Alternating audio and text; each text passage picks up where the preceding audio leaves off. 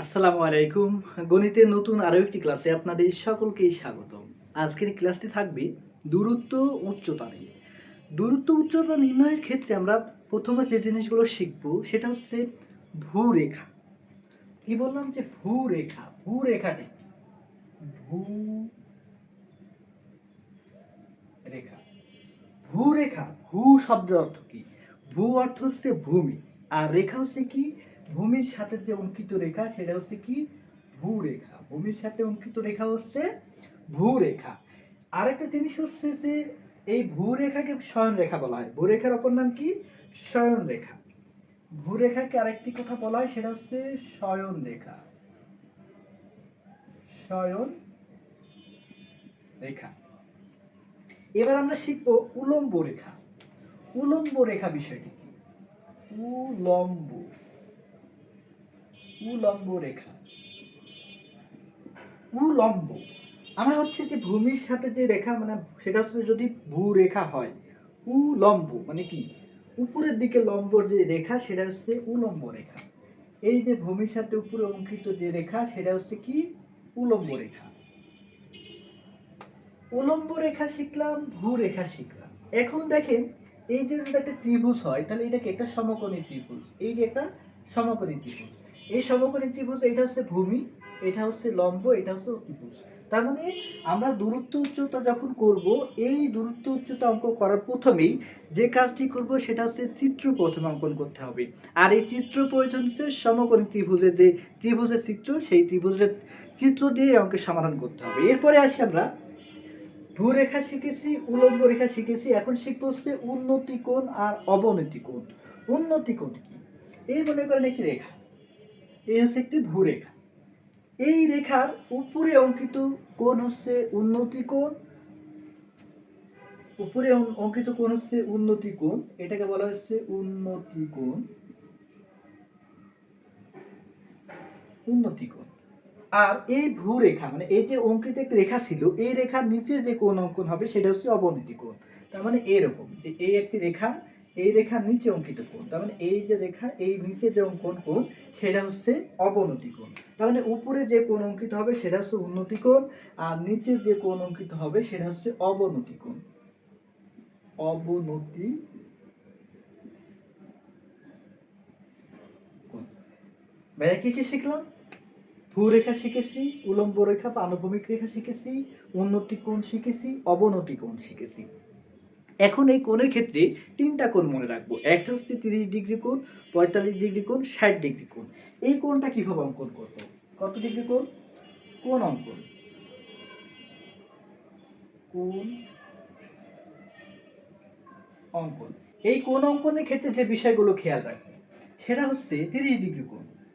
এই 30 ডিগ্রি কোণের ক্ষেত্রে কোনটা খেয়াল রাখবে? 30 ডিগ্রি কোণ যখন অঙ্কন করব, এই কোণের যে ভূমি রেখা হবে, এই ভূরেখা হবে বড়, আর উলম্ব রেখা বা লম্ব যে রেখাটি থাকবে এটা হবে ছোট। আর এই যে কোণ অঙ্কিত হবে এটা হচ্ছে 30 ডিগ্রি কোণ, এটা হচ্ছে 30 ডিগ্রি কোণ, আর এটা হচ্ছে সমকোণী ত্রিভুজ। তার মানে কি শিখলাম যে যখন আমরা 30 ডিগ্রি কোণ অঙ্কন করব তখন লম্ব হবে বড়,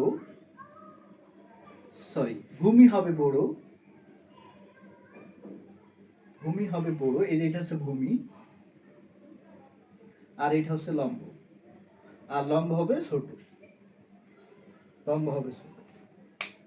এই ত্রিভুজের ভূমি দেখেছি, লম্ব দেখেছি, এটা হচ্ছে অতিভুজ। অতিভুজ 30 ডিগ্রি কোণের ক্ষেত্রে এটা। এখন যদি আমরা 45 ডিগ্রি কোণ অঙ্কন করি ভাইয়া, তখন কি হবে?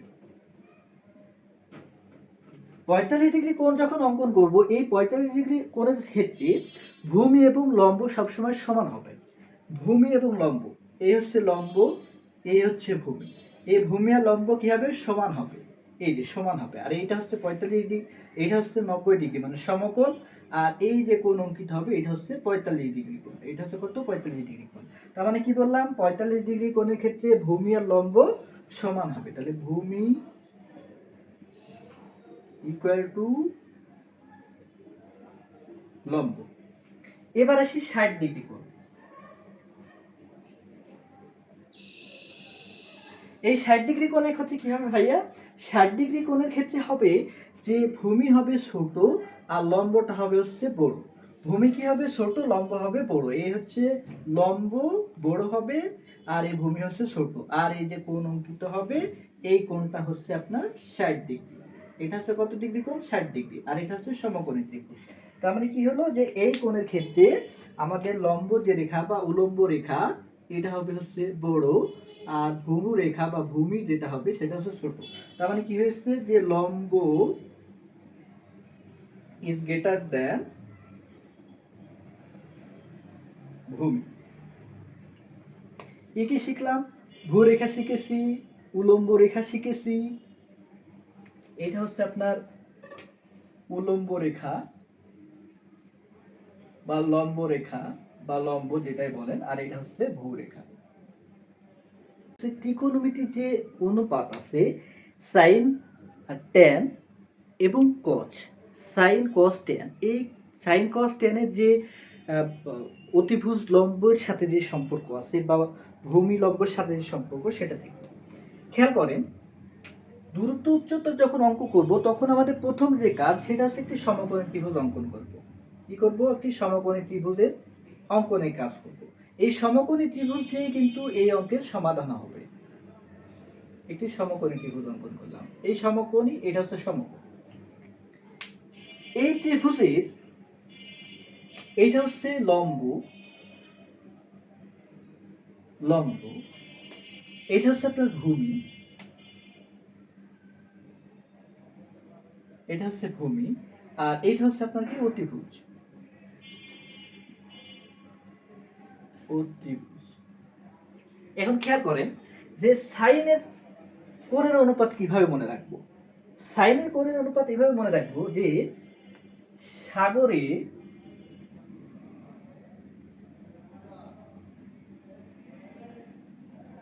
লবণ অনেক,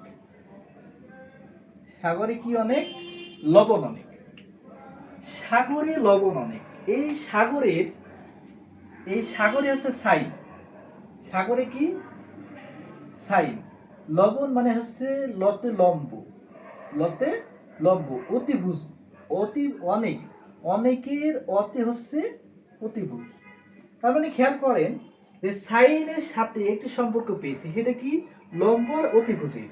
এই সাইন থিটা সমান, এটা যদি আপনার থিটা কোণ হয় তাহলে sine theta equal to, sine theta equal to লম্ব বাই অতিভুজ, লম্ব বাই কি? অতিভুজ। সাইনের কাজ শেষ হয়েছে। এবার আসেন কস। কস মনে রাখার টেকনিক হচ্ছে কবরে, কবরে ভূত অনেক, কবরে ভূত অনেক। এই কবরের ক, এই কবরের ক হচ্ছে কস থিটা। কি বললাম? Cos theta. ভূতে হচ্ছে ভূমি, আর অনেকের অতে হচ্ছে অতিভুজ। কি বললাম? যে কবরে ভূত অনেক, কবরের কতে হচ্ছে কস, ভূতের ভূতে হচ্ছে ভূমি, অনেকের অতে হচ্ছে অতিভুজ। তার মানে সম্পর্ক কি দাঁড়াচ্ছে এখানে দেখেন যে কস থিটা ইকুয়াল টু ভূমি বাই অতিভুজ, ভূমি বাই অতিভুজ। এবার আসেন ট্যান থিটা কিভাবে মনে রাখবো? ট্যান থিটা মনে রাখতে পারি যে তাল গাছে লম্বা ভূত, তাল গাছে সবসময়, তাল গাছে সবসময় ভূত থাকে, এই জন্য কি বললাম যে তাল গাছে লম্বা ভূত। এই তাল গাছে তাতে হচ্ছে ট্যান থিটা, লম্বাতে হচ্ছে লম্ব, আর ভূতের ভূতে হচ্ছে ভূমি। তার মানে কি পেয়েছি? ট্যান থিটার সাথে কার সম্পর্ক আসছে? এই যে লম্ব আর ভূমি। তার মানে tan theta equal to, tan theta equal to লম্ব বাই ভূমি। এই হচ্ছে সাইন, কস এবং ট্যান মনে রাখার যে ত্রিকোণমিতির যে অনুপাত, এটা মনে রাখার সহজ টেকনিক। এই অনুপাত এবং আমি যেগুলো শিখালাম এইগুলো যদি আপনি মনে রাখতে পারেন তাহলে দূরত্ব উচ্চতা যে কোনো অঙ্ক আপনি সমাধান করতে পারেন। একটি অঙ্ক দেখতে পাচ্ছেন দূরত্ব উচ্চতারই, আমরা পূর্বে যে ক্লাসটি করেছি সেটা ছিল হচ্ছে বেসিক, মানে আপনি ত্রিকোণমিতির দূরত্ব উচ্চতা যে অঙ্কগুলো করবেন তার যতগুলো বেসিক ধারণার প্রয়োজন আমি পূর্বের ক্লাসে দিয়েছি, এর আগে দিয়েছি। এখন আমরা যে অঙ্কটি দেখছি সেই অঙ্কটাকে ভালোভাবে বুঝবো। অঙ্ক যদি আপনি বুঝতে পারেন, দূরত্ব উচ্চতা অঙ্ক যদি আপনি বুঝতে পারেন তাহলে আপনি অঙ্কের সমাধান করতে পারবেন। খেয়াল করেন, বলছে একটি টাওয়ারের পাদদেশ থেকে ৭৫ মিটার দূরে অবস্থিত। এখন আপনি দুইটা জিনিস মনে রাখবেন, বলছে একটি টাওয়ারের পাদদেশ, এই এখানে খেয়াল করেন পাদদেশ থেকে ৭৫ মিটার দূরে ভূতলস্থ কোন বিন্দুতে টাওয়ারের শীর্ষের উন্নতি কোণ, এখানে কি বলছে শীর্ষের উন্নতি কোণ ৩০ ডিগ্রি হলে টাওয়ারের উচ্চতা কত। আমরা এখানে চারটা জিনিস খেয়াল করলাম, একটা হচ্ছে পাদদেশ, ভূতলস্থ, আর একটা কি শীর্ষবিন্দু, আর একটা কি শিখলাম উচ্চতা।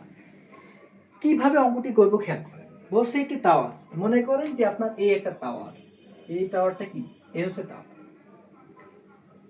এই টাওয়ারের বলছে পাদদেশ, এই টাওয়ারের পাদদেশ বলতে কি পাদদেশ হচ্ছে নিচের বিন্দু, যে একটি যে টাওয়ার থাকতে পারে, গাছ থাকতে পারে, বা কোনো একটি লম্বা কোনো ভূমির উপরে যে লম্ব যে ইয়েটা থাকে লম্বা রেখা বা উলম্ব রেখা, এই রেখার যে নিম্ন বিন্দু এটা হচ্ছে পাদবিন্দু।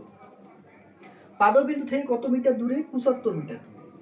এই মনে করেন যে এইখানে আপনার ৭৫ মিটার দূরে, এটা হচ্ছে কত ৭৫ মিটার, ৭৫ মিটার দূরে। ভূতলস্থ, ভূতলস্থ হচ্ছে যে ভূমি, ভূ হচ্ছে ভূমি আর তলস্থ হচ্ছে ভূমির তল, মানে ভূমির সাথে যে তল থাকে সেটা হচ্ছে কি ভূতল। ভূতলস্থ কোনো বিন্দুতে টাওয়ারের শীর্ষের উন্নতি কোণ, শীর্ষের উন্নতি কোণ বলতে এই যে টাওয়ার, এই টাওয়ার থেকে ভূতলস্থ যে বিন্দুতে উন্নতি কোণ হয়, এই যে উন্নতি কোণ,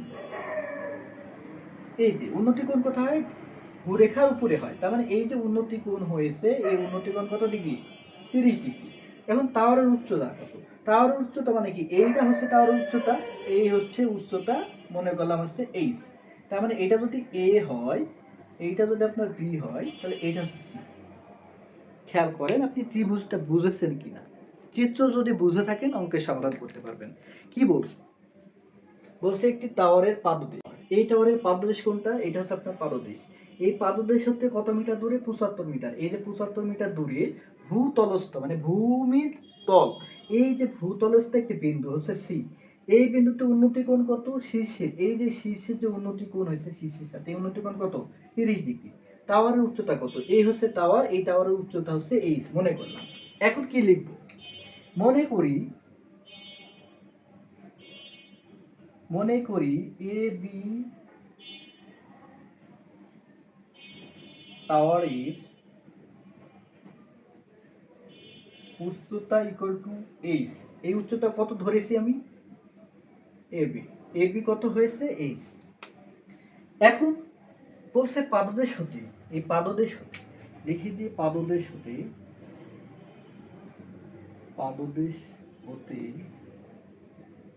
বিসি ইকুয়াল টু ৭৫ মিটার দূরে, ৭৫ মিটার দূরে সি বিন্দুতে শীর্ষের উন্নতি কোণ, শীর্ষের উন্নতি কোণ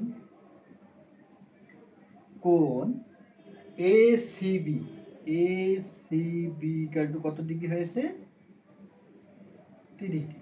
এটা হচ্ছে শীর্ষের উন্নতি কোণ, তার মানে কি পেয়েছি এবি পেয়েছি, বিসি পেয়েছি, কোণও পেয়েছি। খেয়াল করেন তো এখানে কার মান দেওয়া আছে, এখানে মান দেওয়া আছে হচ্ছে লম্ব, আর এই মানটা কার ভূমি, তাহলে ভূমি আর লম্বের সাথে কার সম্পর্ক ত্রিকোণমিতিক অনুপাতে ভূমি লম্ব, ভূমি লম্ব তাল গাছে লম্বাভূত, তাল গাছে লম্বাভূত, তেমন তাল গাছে কি তাহলে, তাহলে ত্রিভুজ এ বি সি হতে ট্যান কত ডিগ্রি তাল গাছেটা ট্যান ৩০ ডিগ্রি ইকুয়াল টু লম্ব, লম্ব বাই ভূমি, লম্ব বাই ভূমি। খেয়াল করেন মান বসান। তাহলে tan 30 ডিগ্রি মান কত? আমরা এর আগে যে ক্লাসটি করিয়েছি সেই ক্লাসে আমরা দেখিয়েছি যে tan এর মান কিভাবে নির্ণয় করব। tan 30 ডিগ্রি মান, tan 30 ডিগ্রি মান নির্ণয় করব যে এইটা হচ্ছে আপনার 0 ডিগ্রি হাতের সাহায্যে, এটা হচ্ছে 0 degree, 30 degree, 45 degree, 60 degree, 90 degree. এখন 30 ডিগ্রি, এটা হচ্ছে 30 ডিগ্রি। tan এর মান কিভাবে নির্ণয় করব? এই যে 30 ডিগ্রি, এই দিকে যে বৃদ্ধাঙ্গুলের দিকে যে আঙ্গুলের সংখ্যা, রুট ওভার বৃদ্ধাঙ্গুলের দিকে আঙ্গুলের সংখ্যা কয়টি? একটি, ভাগ ভাগ কনিষ্ঠ আঙ্গুল, এটা হচ্ছে কনিষ্ঠ আঙ্গুল, এই কনিষ্ঠ আঙ্গুলের দিকে আঙ্গুলের সংখ্যা এটি 1 2 3, তার মানে কি রুট ওভার 1, তার নিচে কত? 1 2 3, কত হয়? 1 রুট ওভার 3, 1 রুট ওভার 3। এইটা হচ্ছে tan 30 ডিগ্রি মান। tan 30 ডিগ্রি মান কত পেয়েছি? 1/√3 ইকুয়াল টু লম্ব কত পেয়েছি? 23, ভূমি কত পেয়েছি? 75। এখন ক্যালকুলেশন করেন, আর গুণ করেন, এটা সাথে এটা গুণ, এটা সাথে এটা গুণ, তাহলে √3h শুধু 3 এর উপর ইকুয়াল টু 75। এটা কি গুণ আকার আছে, এই পাশে গেলে কি ভাগ হবে? h ইকুয়াল টু 75 ভাগ √3।